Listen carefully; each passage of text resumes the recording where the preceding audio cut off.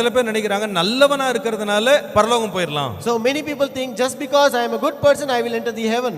Sir நான் வந்து எல்லாம் நன்மையா செய்றேன் sir. Sir, I do all things good. நல்லாவே நேர்மையா நான் எல்லாத்தையும் வாழ்றேன் sir. I live a righteous life and do a perfect life.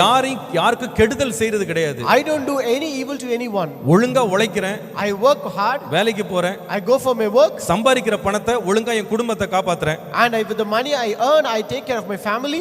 ஏழைகளுக்கு கொடுக்கிறேன். I also give to the poor. தான தர்மம் பண்றேன். I give alms. நிறைய பேருக்கு உதவி செய்றேன். I help many people. நான் ரொம்ப நல்லவன் sir. And I am a good person. எல்லா கற்பனையும் லாஸ் ஒண்ணு கூட பிரேக் பண்ணாம எல்லா நியமங்கள் அப்படியே கரெக்ட்டா செய்ததனால சரிப்பா நீ ஏற்கனவே நீ பரலோகத்துக்கு போயிடுவே அப்படினு சொல்லல.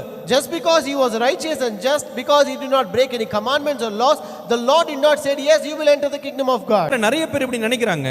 Many people today think so. நித்திய வாழ்வை பெறறதுக்கு அவங்களுக்கு நேர்மையான ஒரு வாழ்வு வாழ்க்கையில நல்ல பணம் சம்பாரிச்சு வெற்றி எடுத்துறோம்னா அதே போல உலகத்துல கூட இங்க எப்படி வெற்றி எடுக்கிறோம் அதே போல நித்தியத்திலேயும் நம்ம வெற்றியா இருக்கலாம்னு நினைக்கிறாங்க. Many people think in order to get that successful life you need to live good life, a righteous life and also have the riches and wealth. Similarly you should also have this for enter the eternity. நீ எல்லாத்தையும் விட்டுருப்பா.